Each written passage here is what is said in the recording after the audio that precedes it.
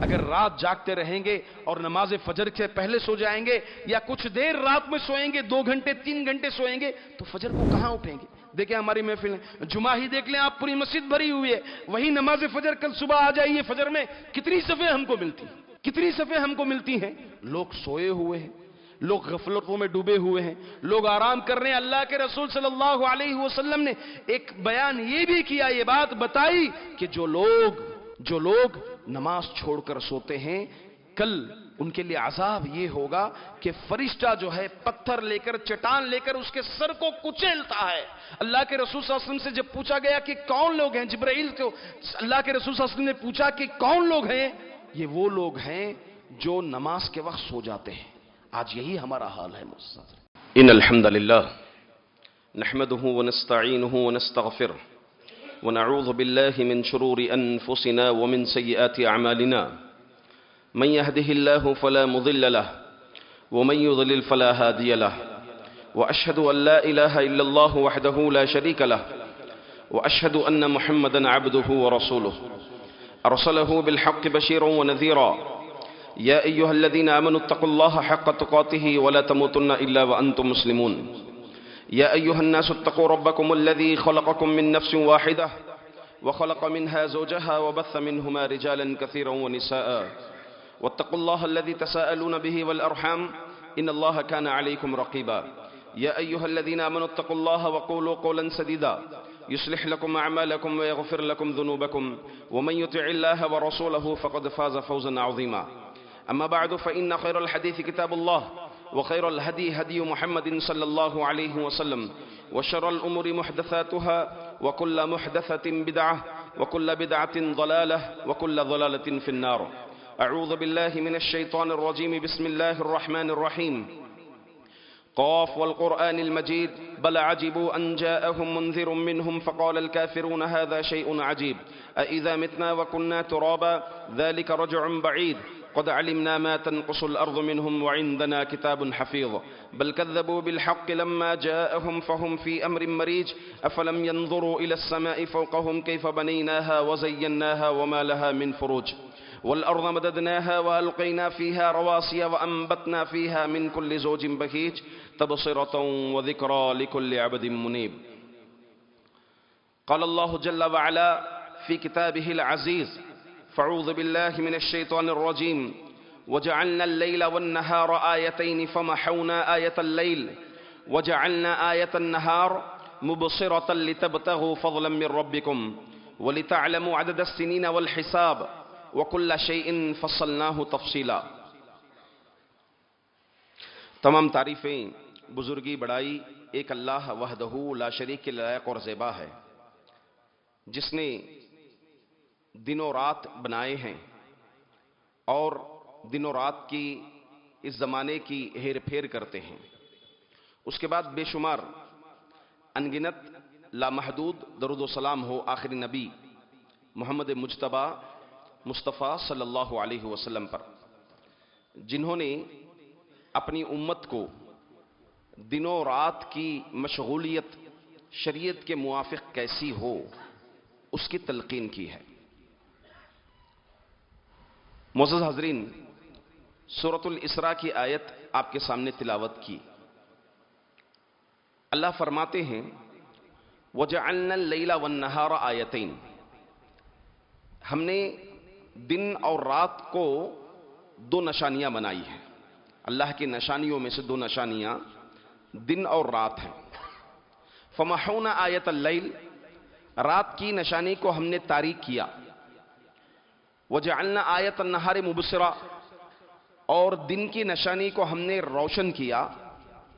لِتَبْتَغُوا فَضْلًا مِّن رَبِّكُمْ، تاکہ تم تمہارے رب کا فضل تلاش کر سکو۔ وَلِتَعْلَمُوا عَدَدَ السِّنِينَ وَالْحِسَابَ، اور یہ دن و رات کی ہیر پھیری سے تم زمانے کو متعین کر سکو، دنوں کی تعداد گن سکو۔ حاضرین، اس آیت میں اللہ رب العزت دن کو پیدا کرنے کا مقصد یہ بیان کیا کہ لوگ دن میں معاش تلاش کریں اپنی صنعت و حرفت کے ذریعے سے، تجارت کے ذریعے سے، کھیتی باڑی کے ذریعے سے، جیسے بھی زندگی کے گزارا کے لیے جو چیزیں دستیاب ہیں وہ تلاش کرنے کے لیے اللہ تعالیٰ نے دن بنایا، اور رات کو اللہ تعالیٰ سکون حاصل کرنے، آرام کرنے کے لیے اللہ نے رات کو بنایا۔ یہ دن و رات کا ہیر پھیر، دن کا ڈھلنا، رات کا بجھنا یا رات کا چھانا، اللہ رب العزت جو بنایا ہے تاکہ اس کے ذریعے سے ہم دنوں کی تعداد معلوم کر سکے، ہفتوں کی، مہینوں کی، سالوں کی، زمانے کی معلوم کر سکے۔ اگر اللہ تعالی دن و رات کے بغیر صرف دن ہی بنا دیتا، صرف دن ہی مقرر کر دیتا، تو اس سے لوگوں کے لیے کافی دشواریاں ہوتی تھی، مگر اللہ تعالیٰ کی یہ حکمت ہے تاکہ لوگ حساب کتاب بھی معلوم کر سکیں، اسی طرح لین دین بھی آسانی سے ہو سکے، کہ کسی کو قرض دینا ہے دنوں کی متعین، کہ فلاں مہینے میں دے دینا، فلاں دن دے دینا، فلاں ہفتے میں دے دینا۔ اسی لیے اللہ رب العزت دنوں رات کو، دن کو بنایا ہے۔ ایک مومن اللہ کی مخلوقات میں غور کرتا ہے کہ اللہ کا یہ قدرتی نظام دیکھیں کہ جیسے ہی دن ہوتا ہے، صبح صبح ہوتی ہے تو پرندے چہچہانے لگتے ہیں، مرغا بانگ دینے لگتا ہے، اور جیسے ہی رات ہونے جاتی ہے، دن ڈھل جاتا ہے، تو راتوں میں اپنے گھونسلے میں جا کر پرندے سو جاتے ہیں۔ اس طرح اللہ کی دیگر مخلوقات۔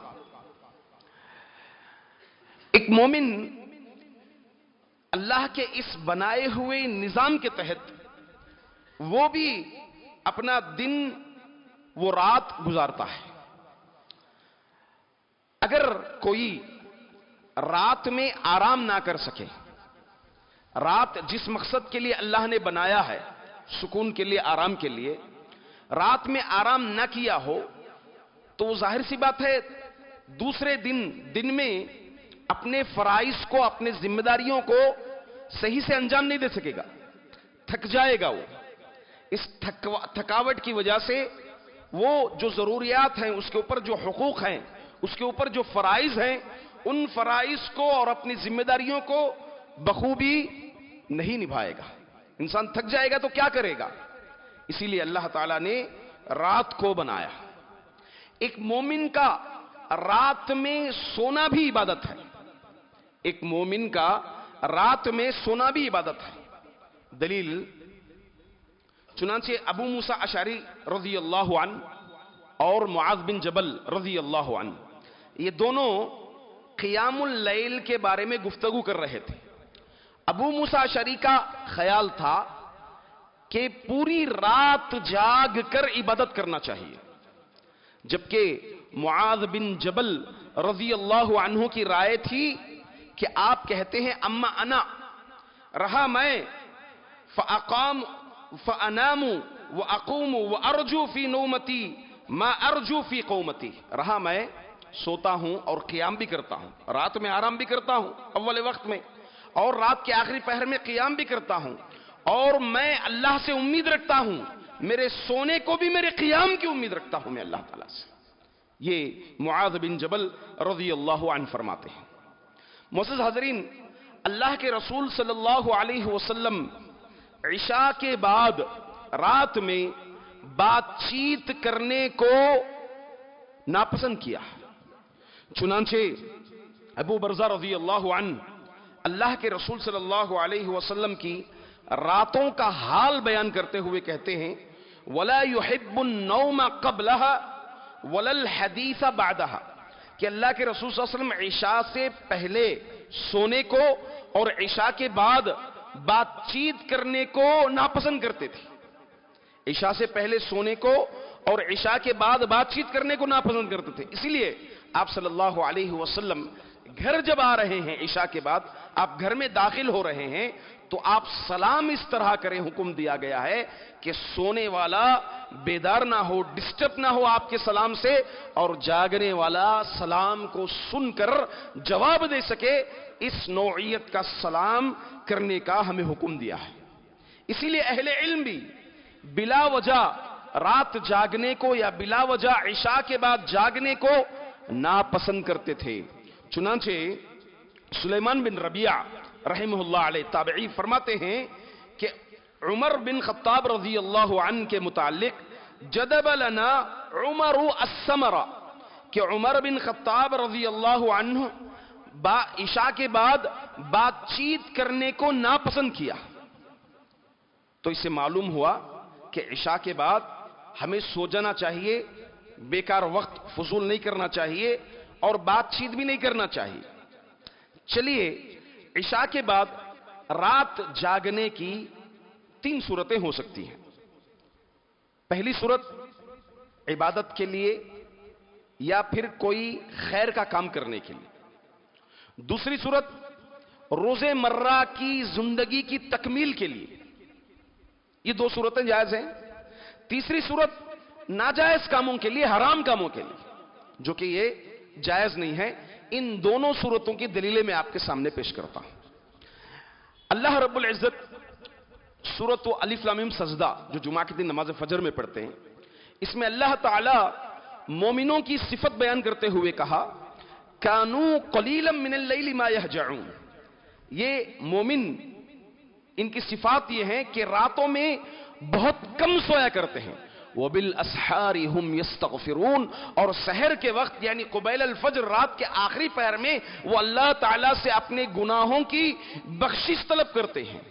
تو اس سے معلوم ہوا کہ عبادت کی خاطر ایک مومن رات جاگتا ہے, اور اللہ کے رسول صلی اللہ علیہ وسلم کا بھی حکم ہے صلو باللیل والناس نیام, کہ تم رات میں نماز پڑھو اس حال میں کہ لوگ سو گئے ہو, یعنی رات کے آخری پہر میں. اور اس کی فضیلت بھی ہے کہ اللہ کے رسول صلی اللہ علیہ وسلم فرماتے ہیں کہ اللہ تعالیٰ ینزل ربنا تبارک و تعالی, اللہ تعالیٰ پہلے آسمان پر رات کے آخری پہر میں اترتے ہیں اور لوگوں سے کہتے ہیں کہ کوئی ہے مجھ سے مانگنے والا. اللہ تعالیٰ کہتے ہیں کوئی ہے مجھ سے مانگنے والا, میں اس کو عطا کروں. کوئی ہے اپنی ضرورت طلب کرنے والا, میں اس کی ضرورت پوری کر سکوں. یہ اللہ رب العزت کا اعلان ہوتا ہے. تو معلوم یہ ہوا عبادت کی خاطر رات جاگنا یہ مطلوب ہے شریعت میں. عبداللہ بن عمر رضی اللہ عنہ خواب دیکھا ایک مرتبہ. خواب میں کیا دیکھتے ہیں کہ بھیانک خواب دیکھے. خواب دیکھنے کے بعد جب اللہ کے رسول صلی اللہ علیہ وسلم سے اس کی تعبیر پوچھے تو آپ صلی اللہ علیہ وسلم نے کہا نعم الرجل عبداللہ لو کان یصلی باللیل, کہ عبداللہ کے لیے کتنی ہی اچھی بات ہوتی کہ وہ رات میں کچھ قیام کر لیتے. چنانچہ راوی حدیث بیان کرتے ہیں کہ عبداللہ بن عمر رضی اللہ عنہ یہ سننے کے بعد رات میں بہت کم سویا کرتے تھے. تو معلوم یہ ہوا عبادت کی خاطر رات جاگنا جائز ہے اور یہ شریعت میں مطلوب ہے. ہاں, اس چیز کو بھی ذہن میں رکھیں کہ آپ کی عبادت کی وجہ سے آپ کی صحت متاثر نہیں ہونا چاہیے. آپ کی عبادت کی وجہ سے آپ کی صحت متاثر نہیں ہونا چاہیے. چنانچہ مشہور حدیث ام عائشہ رضی اللہ عنہا کے پاس 3 لوگ آئے تھے. 3 لوگ آئے اور تینوں نے اللہ کے رسول صلی اللہ علیہ وسلم کے متعلق, آپ کی عبادت سے متعلق تفصیلات دریافت کی. ام عائشہ نے تفصیل دی. اس کے بعد تینوں نے یہ طے کیا, اس میں سے ایک آدمی یہ بھی کہا کہ میں رات بھر نہیں سوؤں گا, ابھی راتوں میں نہیں سوؤں گا, میں بس عبادت میں لگ جاؤں گا. اللہ کے رسول صلی اللہ علیہ وسلم منع فرمائے, کہا میں اللہ سے سب سے زیادہ ڈرنے والا ہوں, رات میں سوتا بھی ہوں اور رات میں قیام بھی کرتا ہوں. تو صحت جو ہے متاثر نہیں ہونا چاہیے. اسی طرح سے عبداللہ بن عمرو بن عاص رضی اللہ عنہ, ان کے متعلق آتا ہے, وہ فرماتے ہیں کہ اللہ کے رسول صلی اللہ علیہ وسلم سے عبادت کے لیے پوچھا انہوں نے کہ رات میں قیام, مکمل رات قیام کے متعلق پوچھا تو اللہ کے رسول صلی اللہ علیہ وسلم نے فرمایا حجمت عینک, کہ اس کی وجہ سے تیرے آنکھ کمزور ہو جائیں گے, نفیحت نفسک, اور تیرا نفس جو ہے اس سے تھک جاتا ہے.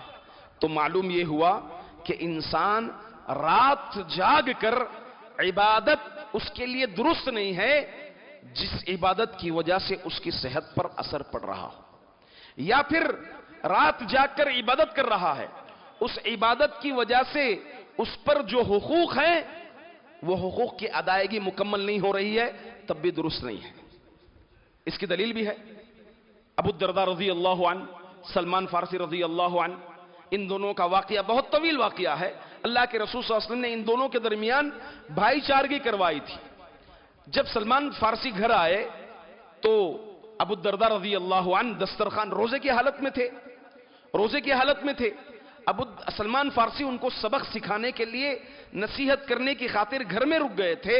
روزہ توڑوایا اور جیسے ہی ان کے لیے سونے کے لیے بستر لگوایا تو سلمان فارسی ان کو رات میں سلوائے. وہ پوری رات عبادت کرنا چاہ رہے تھے. کہا کہ جب تک تم نہیں سو گے میں بھی نہیں سوؤں گا. تو ابو الدرداء سو گئے رات میں. پھر رات کے آخری پہر میں سلمان فارسی ان کو اٹھایا، کہا کہ اب نماز پڑھو. جب نماز پڑھے، نماز پڑھنے کے بعد کہا وَإِنَّ لِرَبِّكَ عَلَيْكَ حَقٌّ وَلِنَفْسِكَ عَلَيْكَ حَقٌّ وَلِأَهْلِكَ عَلَيْكَ حَقٌّ فَأَعْطِ كُلَّ ذِي حَقٍّ حَقَّهُ. تجھ پر تیرا رب کا حق ہے، تیرے نفس کا حق ہے، تیری جان کا حق ہے، تیرے اوپر ذمہ داریاں ہیں، تیرے گھر والوں کا حق ہے. ہر حقدار کا حق عطا کرو.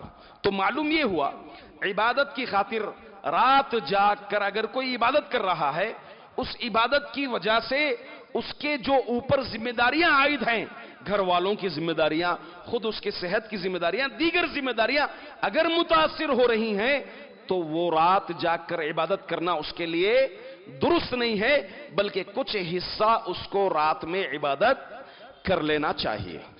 اسی طرح رات جو جاگ سکتے ہیں، دوسرا جو عشاء کے بعد جاگنا جس کے لیے جائز ہے، وہ نیک کاموں کے لیے، خیر کے کاموں کے لیے، دین کے کاموں کے لیے. جیسے مثال کے طور پر نماز عشاء ہوئی، ہمارے مساجد میں بندوبست ہے، نظم ہے، ایک درس حدیث چلتا ہے. تو دین واعظ کی خاطر، دین سکھانے کی خاطر تو اس طرح رات جاگ سکتے ہیں. اسی طرح ماہ رمضان میں راتوں میں اہتمام ہوتا ہے. کچھ مساجد میں نصیحت کی مجلسیں ہوتی ہیں، قرآن سکھانے کی مجلسیں ہوتی ہیں. تو اس کی خاطر رات جاگنا درست ہے خیر کے کاموں کے لیے. چنانچہ انس رضی اللہ عنہ، امام بخاری رحمت اللہ علیہ باب باندھے ہیں.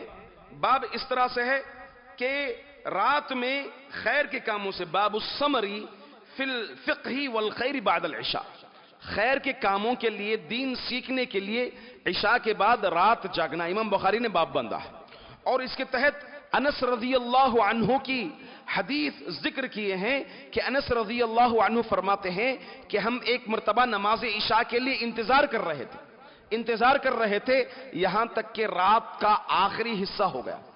اس کے بعد اللہ کے رسول صلی اللہ علیہ وسلم مسجد آئے. ہم لوگ مسجد میں بیٹھ کر اونگ رہے تھے.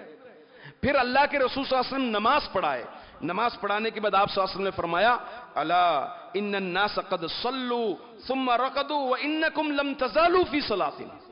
فرمایا کہ خبردار، لوگ جو ہے نماز پڑھے سو گئے، مگر تم لوگ برابر عشاء کی نماز کے لیے انتظار میں ہو. تمہارا یہ انتظار گویا کہ تم نماز میں. یہ اللہ کے رسول صلی اللہ علیہ وسلم نے کیا کیا؟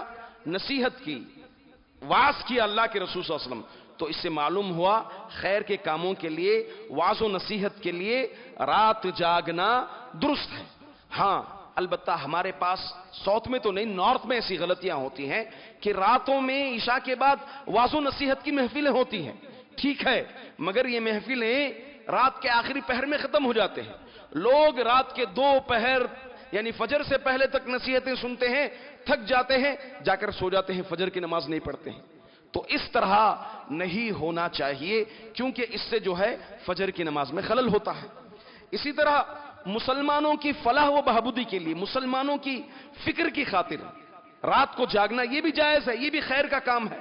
جیسا کہ عمر بن خطاب رضی اللہ عنہ فرماتے ہیں کان رسول اللہ صلی اللہ علیہ وسلم یسمر مع ابی بکر فی الامر من امور المسلمین وانا معہما. اللہ کے رسول صلی اللہ علیہ وسلم اور ابو بکر عشاء کے بعد مسلمانوں کے متعلق، مسلمانوں کی فلاح کے لیے، مسلمانوں کی بھلائی کے لیے بیٹھ کر گفتگو کرتے تھے، میٹنگ کرتے تھے، اور میں ان کے ساتھ ہوتا تھا. تو اس سے معلوم ہوا ایسی میٹنگیں مسجد کی میٹنگیں ہیں، دین کی خاطر ہوتی ہیں، مدرسے کی میٹنگیں ہیں، دین کی خاطر ہوتی ہیں. ایسے خیر کی میٹنگیں بھی رات میں یعنی نماز عشاء کے بعد کرنا درست ہے، جیسا کہ اس حدیث سے معلوم ہوا. دوسرا جو صورت ہو سکتی ہے رات جاگنے کی، وہ روز مرہ کی ضروریات کی تکمیل کے لیے. یعنی انسان کا معاش کا مسئلہ ہے، کسی کی ڈیوٹی ہے نائٹ شفٹ پر ہے، تو اپنی روزی کی خاطر، اپنے پیٹ پالنے کی خاطر، گھر والوں کی خاطر رات میں اس کی ڈیوٹی لگی ہے تو جائز ہے، کیونکہ یہ اس سے زندگی کا گزارا ہوتا ہے۔ اسی طرح سے پہرا دیتے ہیں، واچ مین کی ڈیوٹی ہوتی ہے کئی لوگوں کی، جیسا کہ اللہ کے رسول صلی اللہ علیہ وسلم کے دور میں بھی اللہ کے رسول صلی اللہ علیہ وسلم کچھ صحابہ کو مدینے کے اطراف و اکناف پہرا دینے کے لیے مقرر کیا تھا تاکہ مسلمانوں کی حفاظت کر سکے۔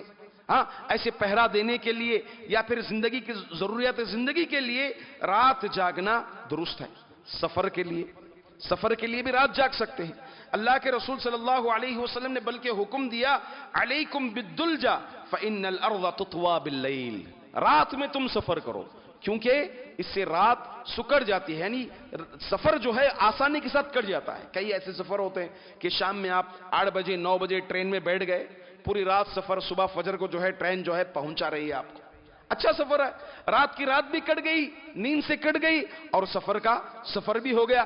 وہی سفر اگر آپ دن میں کریں گے، آپ کے دن کی مصروفیات میں کریں گے تو کافی دشواری ہوتی ہے، تو ایسے سفر کے لیے بھی آپ رات کا انتخاب کر سکتے ہیں۔ سفر کے علاوہ گھر والوں کی دلجوئی کے لیے، گھر والوں سے بات کرنا، بیوی سے بات کرنا، بچوں کی خبر گیری کرنا، عشاء کی نماز کے بعد اس طرح ایک ذمہ دار کر سکتا ہے۔ رشتہ داری کا معاملہ آتا ہے، کوئی مہمان آ گئے گھر، ان کی مہمان نوازی میں عشاء کے بعد اگر کوئی جاگتا ہے تو یہ بھی درست ہے، جائز ہے۔ اللہ کے رسول صلی اللہ علیہ وسلم اما میمونہ رضی اللہ عنہا کے ساتھ نماز عشاء کے بعد بات کی، گفتگو کیے بہت دیر تک۔ عبداللہ بن عباس رضی اللہ عنہما فرماتے ہیں کہ میرے ابا عباس مجھے بھیجے تھے، اللہ کے رسول صلی اللہ علیہ وسلم کے گھر جاؤ، چھوٹے بچے تھے، جا کر کے اللہ کے رسول صلی اللہ علیہ وسلم کی رات کی عبادت کیسی ہے معلوم کرنے کے لیے بھیجے تھے۔ تو چنانچہ میمونہ چونکہ خالہ تھے عبداللہ بن عباس کے، اس لیے اس رشتے کی خاطر وہ گھر آ گئے۔ گھر آئے، آپ بیان کرتے ہیں کہ اللہ کے رسول صلی اللہ علیہ وسلم بہت دیر تک، کچھ دیر تک اپنی بیوی میمونہ سے بات کیے۔ تو اس طرح گھر والوں کی دلجوئی کے لیے، گھر کی خبر رکھنے کے لیے بھی رات میں کچھ دیر گفتگو کر سکتے ہیں۔ معزز حاضرین، یہ ہو گئی 2 صورتیں، ایک عبادت اور خیر کے کاموں کے لیے، نیک کاموں کے لیے، دوسرا زندگی کی ضروریات کی تکمیل کے لیے رات جاگنا۔ رہی تیسرا مقصد، ناجائز کاموں کے لیے، حرام کاموں کے لیے، فضول کاموں کے لیے، جیسا کہ آج ہمارے مسلم نوجوانوں میں یہ عام ہو گیا ہے کہ وہ رات کو جاگنے کا حصہ بنا لیے ہیں اور دن کو جو ہے بس سونے کا حصہ گزار رہے ہیں۔ رات بھر 2 بجے تک جاگ رہے ہیں، 3 بجے تک جاگ رہے ہیں، 2:30 بجے تک بیکار فضول چائے کے ہوٹلوں پر گپ شپ کرتے ہوئے، دیگر کھانے کے ہوٹلوں پر گپ شپ کرتے ہوئے، کوئی مقصد نہیں، ہنسی مذاق کے لیے، دل بہلائی کے لیے رات کا انتخاب کرتے ہیں۔ اور قبیل الفجر، ایسے وقت جب اللہ تعالیٰ پہلے آسمان پر آتے ہیں رات کے آخری پہر میں، ایسے وقت جا کر کے سو جاتے ہیں، فجر سے بھی غافل ہو جاتے ہیں۔ صبح ان کی ہو رہی ہے، صبح 11 بجے، 12 بجے، 10 بجے، اس طرح سے صبح ہو رہی ہے۔ ایسے فضول کاموں کے لیے، ناجائز کاموں کے لیے، حرام کاموں کے لیے راتوں کو جاگنا یہ درست نہیں ہے۔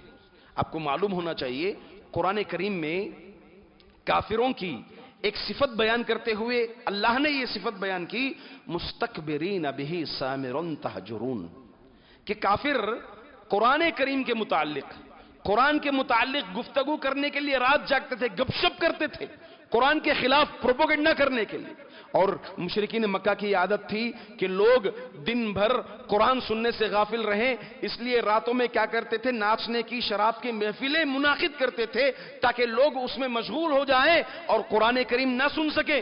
یہ دشمنان اسلام کا طریقہ ہے۔ اور آپ تاریخ اٹھا کر دیکھیے، جہاں بھی انبیاء کے قتل کی سازش کی گئی، دشمنان اسلام وہ رات ہی میں پلان کیا۔ اللہ اکبر۔ انبیاء کو قتل کرنے کی سازشیں بھی اگر ہوئیں وہ رات میں ہوئیں۔ قوم سمود کے بارے میں قرآن کہتا ہے، وَكَانَ فِي الْمَدِينَةِ 9 رَهْطٍ يُفْسِدُونَ فِي الْأَرْضِ وَلَا يُصْلِحُونَ قَالُوا تَقَاسَمُوا بِاللَّهِ لَنُبَيِّتَنَّهُ، کہ قوم سمود کے 9 سرداران تھے۔ جب صالح علیہ السلام اللہ سے دعا کیے نشانی بھیجنے کے لیے، تو اونٹنی آئی، انہوں نے قتل کر دیا۔ تو صالح علیہ السلام نے کہا کہ 3 دن میں تمہیں عذاب آنے والا ہے، 3 दिन में अजाब आने वाला है। तो चुनांचे रात में प्लान करते हैं 9 सरदारान कि हम रात सालेह अलैहिस्सलाम को और उनके घर वालों को कत्ल कर डालेंगे। कत्ल करके ये कह देंगे कि हमें मालूम ही नहीं है, हमने कत्ल नहीं किया। तो गोया जो है रात में बैठ करके मीटिंग करना एक नबी के कत्ल के लिए, ये दुश्मनान इस्लाम का तरीका है। तो सोचिए मुसलमान, आप भी रात जागते हैं फुजूल कामों के लिए, किस काम के लिए आप रात जाग रहे हैं? अल्लाह के रसूल सल्लल्लाहु अलैहि वसल्लम के कत्ल की साजिश, जब अल्लाह के रसूल सल्लल्लाहु अलैहि वसल्लम मक्का से मदीना हिजरत किए, आप रात के वक्त अपने घर पे हजरत अली रजी अल्लाह अन्हु के साथ हैं। यहां दुश्मनान इस्लाम अहले मक्का की मीटिंगें हुई, अल्लाह के रसूल सल्लल्लाहु अलैहि वसल्लम को कत्ल करने की साजिशें हुई, बड़े बड़े पहलवानों को मुख्तलिफ इलाकों से लाया गया। अल्लाह के रसूल सल्लल्लाहु अलैहि वसल्लम के घर के बाहर मुंतजिर थे नंगी तलवारें लेकर के अल्लाह के रसूल सल्लल्लाहु अलैहि वसल्लम को कत्ल करने के लिए। यह भी कब हुआ? रात के वक्त हुआ। तो ये रात के वक्त दुश्मनान इस्लाम का तरीका है जो अंबिया अलैहिमुस्सलातु वस्सलाम को कत्ल करने की साजिशें की है। इसी तरह रात को जागना चोर और डाकुओं का काम है। चोरी अगर जिसको करना है, गलत काम किसी का माल हड़प करना है, चोर कब प्लान करता है? प्लान जब भी करें, मगर चोरी का काम वो रात ही में करता है। रात ही में करता है ताकि लोग सोए हुए हो, किसी के घर घुस जाए, घर घुस करके उसका माल हड़प कर लिया जाए। लोग रातों में सफर पर जा रहे हैं, ऐसे अंधेरी जगह पर जा रहे हैं, तो वहां पर हमला किए, डाकुओं ने उसके माल पर हमला किया, उसको कत्ल कर डाला। ये सब साजिशें डाकुओं और चोरों का काम है रात में जागना। इसी तरह हराम कामें करना, इसलिए भी रोज लोग रात में जागते। आजकल घरों में देख लें, हर एक के हाथ में मोबाइल फोन है, मोबाइल फोन है, एंड्रॉइड फोन है, घरों में टीवियां हैं, रात जाग रहे हैं, पूरी फैमिली बैठ करके फिल्म मुशाहदा कर रही है, गंदी गंदी फिल्में देख रही है। कैसी अजीबो गरीब नंगी नाचती हुई औरतों को देख रहे हैं, मर्द बैठ करके, और औरतें मर्दों को देख रहे हैं, नौज़ बिल्लाह। अल्लाह के रसूल सल्लल्लाहु अलैहि वसल्लम ने फरमाया, लअअलमन्ना अक़वामम मिन उम्मती यातूना यौमल क़ियामति बिहसनाति अमसालि जिबालि तिहामा बीदा। अल्लाह के रसूल सल्लल्लाहु अलैहि वसल्लम ने फरमाया कि कल क़ियामत के दिन मेरी उम्मत के, मैं उन्हें पहचानता हूं कि कल क़ियामत के दिन मेरी उम्मत के कुछ लोग अल्लाह ताला के पास जबल तिहामा यानी पहाड़ तिहामा के मानिंद सफेद नेकियां लेकर के आएंगे, वाज़े नेकियां लेकर के आएंगे, मगर अल्लाह ताला उन नेकियों को बर्बाद कर देंगे, धूल के मानिंद अल्लाह ताला बर्बाद कर देंगे, ज़ाय कर देंगे। फिर सहाबा ने कहा, अल्लाह के रसूल हमें बताइए कौन है, ताकि हम इस अमल से बच सके, कौन लोग हैं ये, हमें सिफत बयान कीजिए। तो अल्लाह के रसूल सल्लल्लाहु अलैहि वसल्लम ने कहा, ये तुम्हारी तरह ही लोग होंगे, तुम्हारी तरह ही ये लोग होंगे। अलबत्ता ये तुम्हारी तरह रात भी जागेंगे, नेक काम भी करेंगे, मगर जैसे ही तन्हाई में जाएंगे, तन्हाई में जाएंगे, अल्लाह ताला के महारिम जो अल्लाह ताला चीजें हराम किया है उसको पामाल कर देंगे। पुरवाई में जब होते हैं, महफिलों में जब होते हैं, बड़े नेक बनते हैं, नेकी के साथ इबादतें करते हैं, आपके साथ बराबर रहते हैं। जैसे ही तन्हाई में आते हैं, अपनी असलियत, अपना असल चेहरा दिखाते हैं, नऊज़ बिल्लाह। यानी आप देख लें, आज मोबाइल फोन एक बड़ी सूरत है उसकी, कि लोग बिस्तर पर जा रहे हैं, कितने लोग जिनके हाथों में बस मोबाइल फोन, यूट्यूब कोई मुशाहदा कर रहा है, कोई जो है दीगर ऐप इस्तेमाल कर रहा है। कितने नौजवान आज शादियों में ताखीर कर रहे हैं और अपना लुत्फ जो है इन मोबाइल फोनों के जरिए से, वीडियोस के जरिए से उठा रहे हैं। अल्लाहु अकबर। अलगर्ज, ये रात जागना बिला वजह दुश्मनाने इस्लाम का काम है। ये रात जागना बिला वजह दुश्मनाए इस्लाम का काम है, चोरों डाकुओं का काम है रात जागना। इसी तरह नाजायज कामों के लिए, हराम कामों के लिए लोग जो है रातों को जागा करते हैं। मोअज़्ज़िज़ हाज़रीन, इशा के बाद फौरन सो जाना चाहिए, उससे बहुत फायदे हैं। इशा के बाद फौरन सो जाने के बहुत से फायदे। कुछ लोग ये समझते हैं कि शहर में रहते हो इशा के बाद जल्दी सो जाते हैं, ये तो करिए वाले सोते हैं, ये तो करिए वाले सोते हैं। बहुत अच्छी बात है, रात में जल्द सो जाना चाहिए। अल्लाह ताला ने रात को बनाया सोने के लिए, जल्द सो जाना चाहिए और उसके कई ज्यादा फायदे हैं। पहला फायदा यह है कि सुन्नत पर अमल हो जाएगा। अल्लाह के रसूल सल्लल्लाहु अलैहि वसल्लम रात में इशा के बाद बात करने को नापसंद करते थे, तो सुन्नत पर अमल हो जाएगा। नबी की सुन्नत, नबी के तरीके पर हम चलेंगे अगर रात के बाद जल्दी सो जाएंगे। दूसरा बड़ा फायदा यह होगा, गुनाहों से बच जाएंगे। عموماً آدمی کو دن میں مصروف رہتا ہے، کام کاج میں رہتا ہے، کمانے میں رہتا ہے، صنعت و حرفت میں رہتا ہے، تجارت میں لگے رہتا ہے، بزی رہتا ہے، کسٹمر کو دیکھنے میں، پیسہ کمانے میں کسی نہ کسی طرح سے لگتا ہے دن میں. مگر رات میں اگر وہ جاگے گا، بیدار رہے گا، رات جاگتا رہے گا بیکار، ظاہر سی بات ہے گناہ کے چانسز زیادہ ہوں گے، اس کو برائی کے چانسز زیادہ ہوں گے، کچھ نہ کچھ شیطان جو ہے وسوسے ڈالے گا، خیالات ڈالے گا، گناہوں پر اس کو مصر کرے گا، گناہوں پر اس کو ابھارے گا. اس طرح ایک مومن گناہ کر بیٹھے گا. اور رات میں جاگنے کا ایک بڑا فائدہ یہ بھی ہوگا کہ دن کا اختتام نماز سے ہوگا. ظاہر سی بات ہے نماز عشاء پڑھا، سنت پڑھ لیا، گھر آیا، سو گیا، تو اختتام کس سے ہو رہا ہے؟ رات کا اختتام عبادت سے ہو رہا ہے، نماز سے ہو رہا ہے. پھر صبح اٹھا تہجد کے وقت، صبح کا آغاز کس سے ہو رہا ہے؟ تہجد سے ہو رہا ہے، نماز فجر سے ہو رہا ہے، وضو سے ہو رہا ہے، دعا سے ہو رہا ہے. سبحان اللہ، اس کا ایک بہت ہی بڑا فائدہ مومن کے لیے یہ بھی ہوگا. اور اسی طرح رات جلد سو جانے سے عشاء کے بعد اس کی صحت پر بھی اچھے اثر پڑتے ہیں.